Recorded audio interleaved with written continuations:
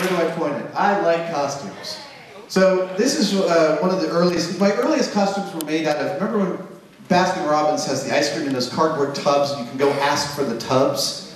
When I was a kid, we'd ask for the tubs and we'd make stuff out of them. And one of the first things I made was a space helmet with some acetate from my dad because he was an animator. I made this space helmet and I really loved it. And it actually was the gift that kept on giving. I ended up making two of those in a row, and then I made a suit of armor out of cardboard, and then I graduated to a full suit of armor out of roofing aluminum, which I probably wore to high school and passed out of heat exhaustion.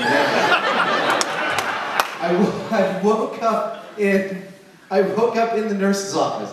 I just remembered I couldn't sit down, so I was standing and leaning in the math class like C-3PO. And the teacher says, "Are you okay?" And I said, "I think so." And then I collapsed and woke up in the nurse's office and said, "Where's my armor?"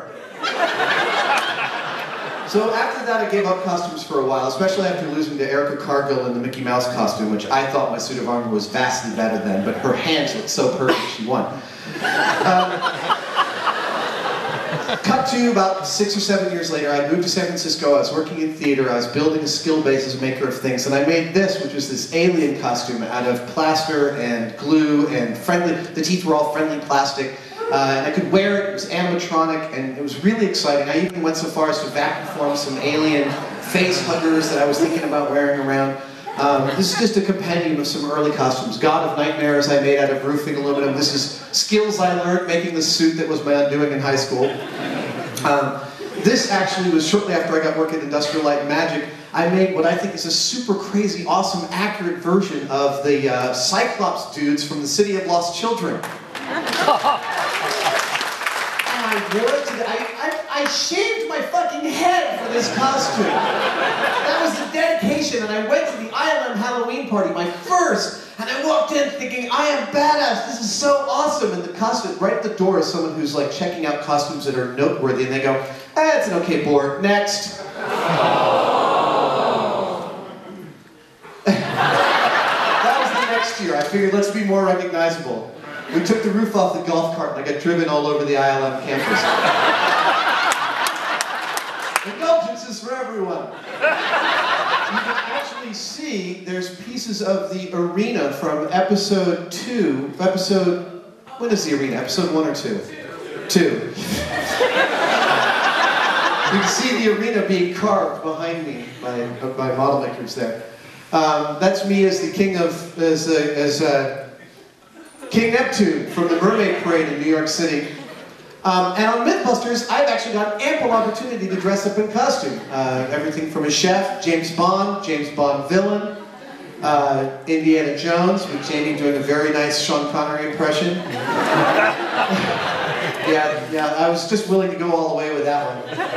Superhero, that's my own personal Apollo spacesuit. That was so much fun. This was just a couple weeks ago. I chased Jamie through the woods with a bloodhound. We revisited the bloodhound episode. So I got to dress up as a good sheriff. This is me in the Matrix costume. Now, I'll tell you, it's like, yeah, I've got a TV show, but still, when I showed up on set, I knew we were going to be jumping off of buildings. We wore these sweatsuits for the first half of the episode where we were training that said stunt trainee. And I knew that this whole episode was going to hinge on these high-speed shots of me and Jamie jumping into airbags, jumping into dumpsters full of foam. And I thought, I want it to look good. I love those high-speed shots that look excellent. So I put together this Neo costume for about $300 bucks. A cheap jacket from eBay and these boots from Haight Street. The sunglasses. My one tip to my hat was I kept on wearing my hat. But I walked out from around the back of my car in this costume, and my whole crew went like this.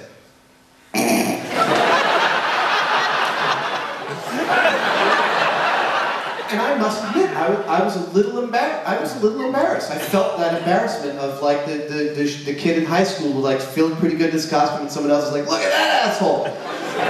Until they saw the high-speed shots, and then everyone was like, "You were so right." And I was like, "Yeah, I was. I still am in this thing." Wearing a suit of armor underwater. That was awesome. I was so negatively buoyant. So negatively buoyant, I actually could run across the ocean floor chasing after sharks. Oh, I'm sorry this is so dark. This is actually, there's a company called UD Replicas that makes a magnificent set of leather and Kevlar motorcycle armor in the style of Batman's Dark Knight suit. Oh, it is freaking phenomenal. And they wrote to me and said, do you want a SAG? And I was like, yes! So I wore it for this episode will air soon. This is Adam and Jamie's Tornado Special.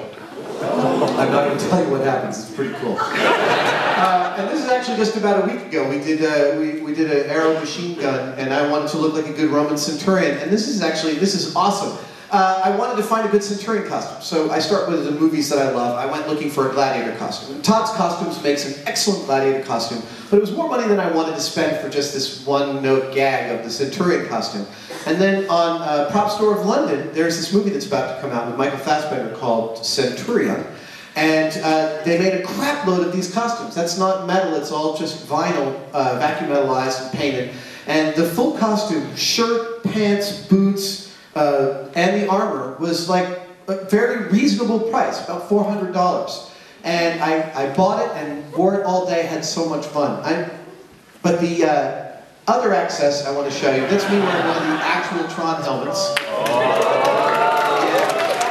This is a tour I got of some secret archives. That's me wearing one of the helmets from Outland.